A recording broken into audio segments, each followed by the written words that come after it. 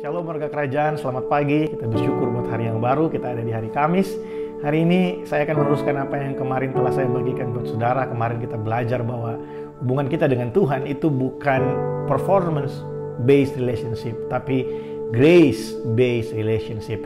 Hubungan yang berdasarkan anugerah Allah. Karena kita telah dipindahkan dari kerajaan kegelapan kepada terangnya yang ajaib. Saya dan saudara yang menyaksikan pagi hari ini, saudara yang mengikuti Morning Devotion hari ini, kita telah dipindahkan dari kegelapan kepada terang yang ajaib. Oleh sebab itu jangan mau lagi diintimidasi oleh segala rasa bersalah.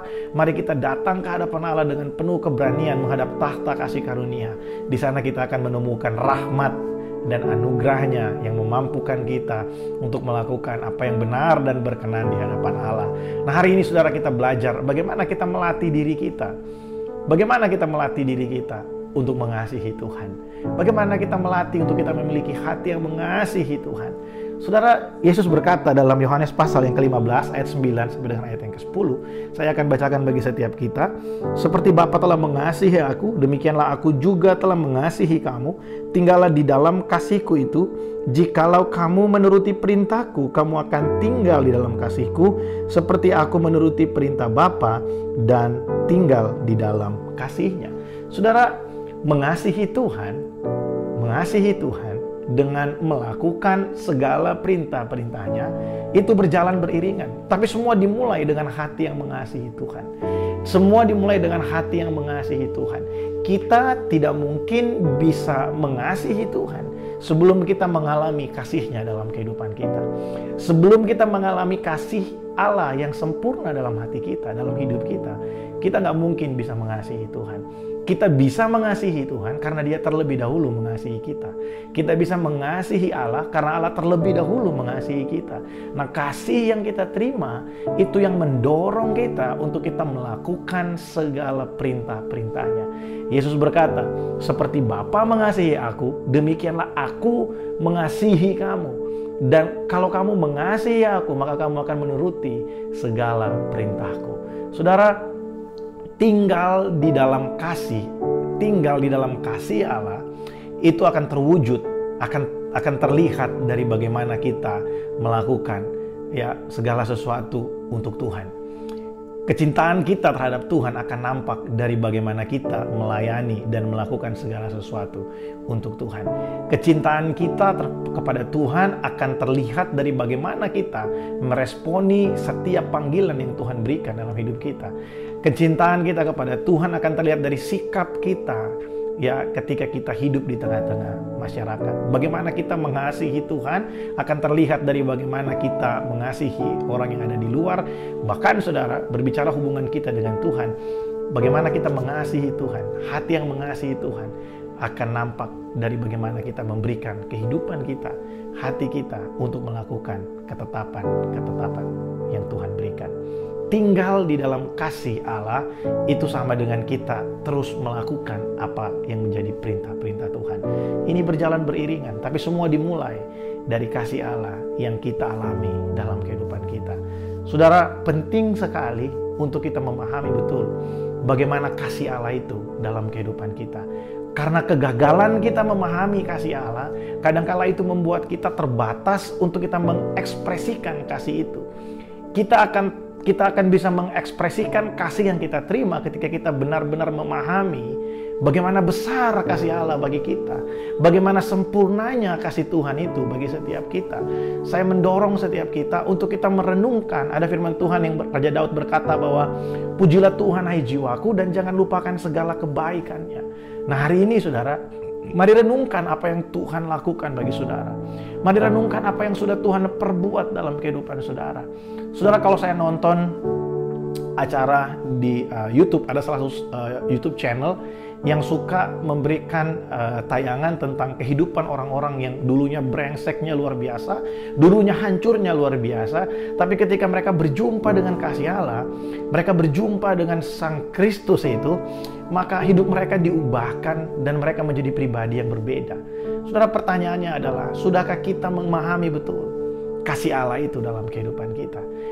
Dengan memahami kasih Allah itu, kita akan bisa mampu untuk mengerti bagaimana kita melakukan kehendak-kehendaknya. Kadangkala yang membuat kita enggan untuk melakukan kehendak Bapa, enggan untuk melakukan ketetapan-ketetapannya, karena ketidakmengertian kita terhadap kasih Kristus, kasih Allah. Saudara, apa itu kasih Allah? Itulah pengorbanan Yesus bagi saya dan saudara. Kasih Allah adalah inti dari pemberitaan tentang Injil. Injil adalah Yesus Kristus, anak Allah yang datang ke dunia sebagai manusia, dikorbankan, disalibkan bagi saya dan saudara. Dia menebus kita, dia mengangkat kita dari kegelapan, membawa kita masuk kepada terangnya yang ajaib. Kita yang bukan siapa-siapa, kita yang bukan siapa-siapa di hadapan Tuhan, kita yang lemah dan berdosa ini, oleh anugerah Allah kita diselamatkan. Saudara, kalau kita telah mengalami kasih yang besar dalam hati kita, dalam hidup kita, maka kasih itu yang akan terekspresi keluar.